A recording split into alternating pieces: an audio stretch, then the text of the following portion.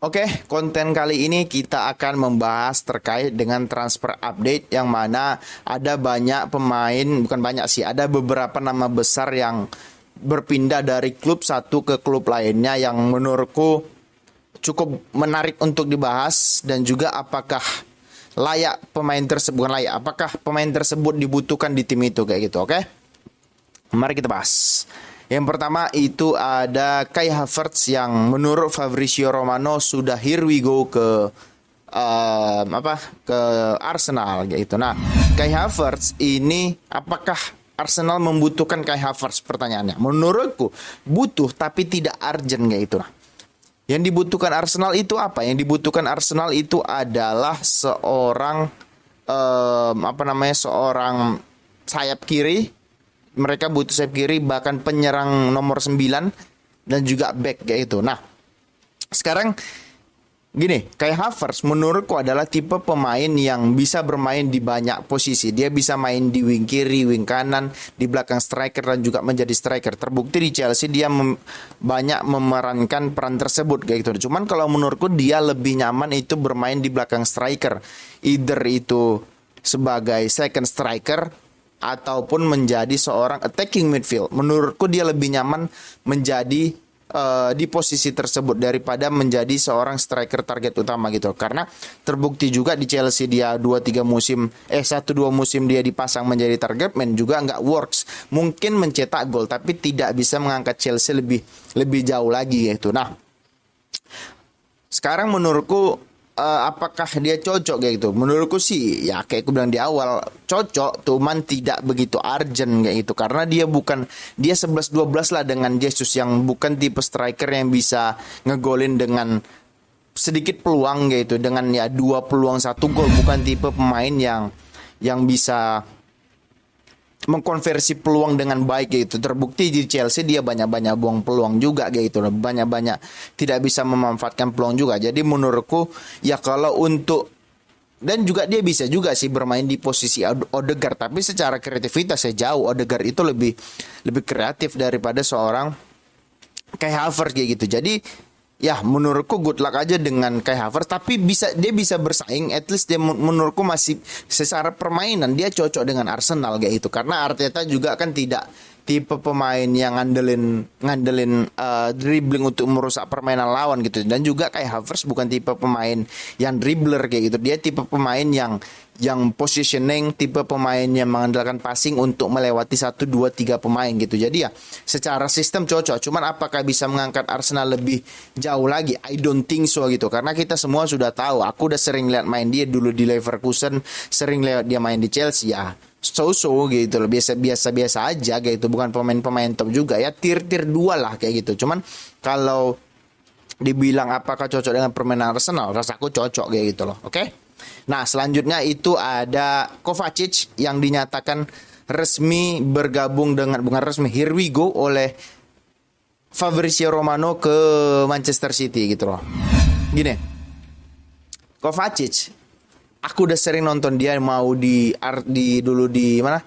Di Real Madrid, di Kroasia, di Chelsea. Aku udah sering nonton dia dan penyakit dia itu sama. Apa? Penyakit dia itu adalah pemain yang cinta dengan bola, tapi kecintaannya itu tidak berbalas gitu loh. Artinya bola itu tidak ingin lengket di kaki dia. Banyak momen-momen di mana kayak seharusnya Kovacic itu passing, tapi dia tahan bola yang kemudian menjadi serangan balik atau serangan itu menjadi terhambat gitu. Karena kalau di sepak bola modern sekarang 1-2 detik saja kita tidak ngeh adanya pemain lawan mendekat, bola itu hilang dan bisa distrap yang berbuah kepada kebobolan ataupun counter attack ya itu. Nah, jadi menurutku apalagi aku bingung juga kenapa Pep membeli pemain ini gitu loh. Ya Pep kita tahu sendiri ya, walaupun memang dia memiliki beberapa kesalahan dalam membeli pemain. Contoh kayak Nolito lah, kayak dulu ada Ferran Torres lah, kayak sekarang ya beberapa tahun terakhir Grealish, cuman musim ini Grealish bisa dibilang cukup bagus lah mainnya kayak gitu.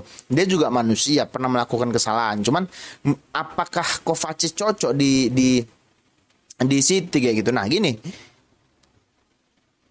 Pep itu bukan tipikal pelatih yang mengandalkan dribbling untuk masuk ke pertahanan, untuk merusak pertahanan lawan. Nah, sedangkan si Kovacic itu adalah tipe pemain yang suka dribbling dari tengah ke depan. Dia merasa mungkin dirinya itu adalah Lionel Messi, dia merasa dirinya mungkin Maradona yang bisa ngelewati 1 2 3 pemain dari tengah sampai ke depan kayak gitu. Nah, ini kan berbanding terbalik dengan keinginan cara bermain Pep dan juga cara bermainnya Kovacic. Cuman aku nggak ngerti apa yang diinginkan seorang Pep Guardiola terhadap Kovacic. Mungkin dia bisa merubah gaya bermain Kovacic, tapi ya pemain bagaimanapun ketika mau dirubah gimana pun, kalau habitnya sudah demikian payah juga untuk dirubahnya kayak gitu. Karena memang itu sudah kebiasaan yang dia bawa dari dulu dan dia merasa nyaman, merasa pede dengan permain tersebut. Nah, itulah mengapa banyak perselisihan pendapat antara pelatih dan juga pemain. Pelatih menginginkan A, sedangkan pemain menginginkan B karena dia merasa nyaman dengan cara bermain seperti itu. Sedangkan kita tahu sendiri Pep keras kepalanya gimana ya. Kalian, aku punya sistem, kalian harus ikut dan sistemnya itu works kayak gitu. Nah, pertanyaannya sekarang kan apakah Kovacic bisa merubah?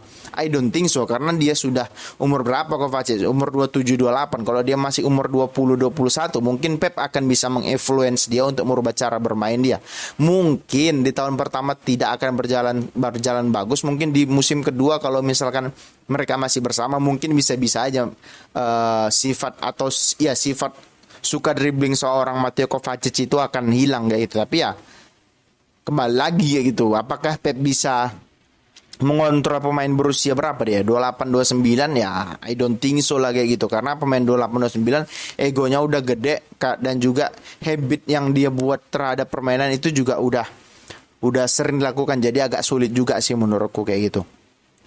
Nah, yang selanjutnya yang cukup mengejutkan adalah Gundogan here we go ke Barcelona gitu. Gini loh, menurutku Gundogan itu adalah pemain top menurutku ya. Dan juga salah satu pemain yang underrated, yang paling diremehkan, yang paling disepelekan kayak gitu. Kenapa? Beberapa tahun dia di City nyaris dia itu jarang bermain full satu musim sebagai starter kayak gitu. Artinya ya memang bagus sebenarnya. Artinya dia memiliki saingan yang banyak ketika di City, yang artinya akan berdampak kepada proses bermain Manchester City itu sendiri kayak gitu. Tapi kayak gini, setelah 2 musim terakhir gitu, yang musim kemarin deh, City kan nggak punya striker. Artinya dia dan Kevin De Bruyne itu bergantian mencetak gol. Artinya mereka berdua adalah mesin golnya Manchester City gitu. Nah, di musim ini dia juga bisa mencetak gol gitu. Artinya dia mencetak cukup banyak gol ketika dimainkan kayak gitu. Karena apa? Karena sistem Pep yang mengakomodasi bakat seorang Kevin De Bruyne, bakat seorang Gundogan kayak gitu, yang artinya sekarang Manchester City itu memiliki pemain yang namanya Erling Haaland. Nah, ketika Erling Haaland ini mundur untuk minta bola, pasti ada satu back yang ikut dia untuk cover. Nah, ketika bola itu di cover, maka yang masuk ke dalam itu siapa? Yang masuk ke dalam itu adalah 4 pemain di belakang dia, Grealish, Gundogan, Bernardo Silva dan juga Kevin De Bruyne. Nah, ketika pemain 4 ini masuk, kan ada 4 pemain, artinya kasarnya di depan yang bisa memanfaatkan mundurnya seorang Erling Haaland. Nah, itulah pandainya seorang Gundogan, Ilkay Gundogan ini kayak gitu loh menurutku. Jadi kalau kita bicara cocok nggak dia di Barca, kan dia itu pertanyaan. Cocok kalau gue bilang gitu loh. Yang jadi masalah sekarang adalah harus ada pemain yang dikorbankan. Siapa itu?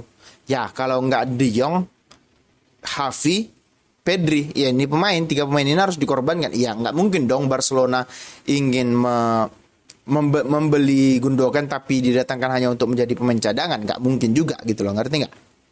Jadi yang menurutku cukup secara cocok aja. Cuma menurutku aku nggak tahu apa alasan seorang Ilkay Gundogan ini pindah ke Barcelona dari Manchester City. Sedangkan secara pendapatan ya pasti lebih banyak di Manchester City. City lebih kaya jauh dari Barcelona kayak gitu. Cuman aku nggak ngerti apa alasan dia gitu loh. Pindah ke apa? Kemana sih, ke Barcelona kayak gitu. Secara prestasi ya jelas City mungkin 5 tahun ke depan masih bisa bersaing untuk gelar apapun yang ada kayak gitu. Aku rasa masih bisa bersaing dengan gelar apapun yang ada.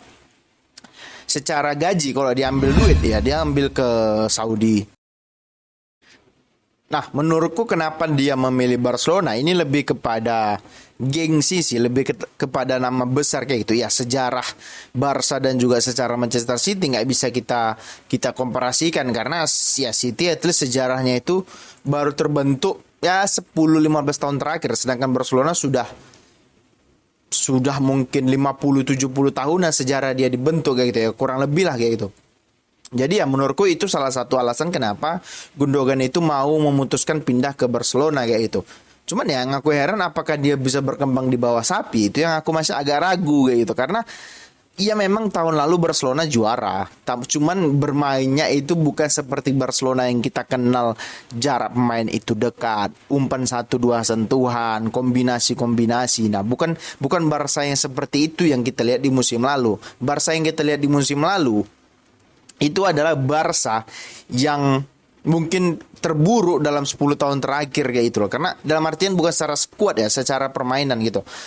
Karena apa ya, lebih mengandalkan banyak dribbling, banyak passing-passing crossing gitu. Contoh kayak pemain-pemain kayak si ini siapa?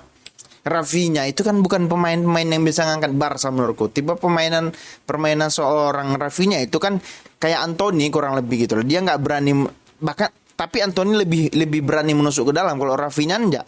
Dia ajak sprint pemain lawan, kemudian dia capping, kemudian dia crossing. Nah, kalau Anthony masih ya mungkin banyak muter-muternya kata orang. Cuman Anthony masih berani untuk menusuk ke dalam, sedangkan Rafinha aku jarang kayak gitu. Dari Leeds sudah aku lihat pemain ini bertambah di Barcelona, kemarin di Piala Dunia permainannya tetap sama dan tidak berubah kayak gitu. Jadi ya menurutku aku nggak tahu apa yang ada di pikiran Gundogan kayak gitu loh, sehingga dia berani pindah dari City ke Barcelona kayak gitu ya. Mungkin terkena tipu-tipunya seorang sapi kayak gitu. Jadi ya menurutku good luck kepada Gundogan dengan tipu-tipu Safi kayak gitu loh. Ya semoga bisa perform lah supaya kita juga penonton sepak bola bisa menikmati permainannya. Oke?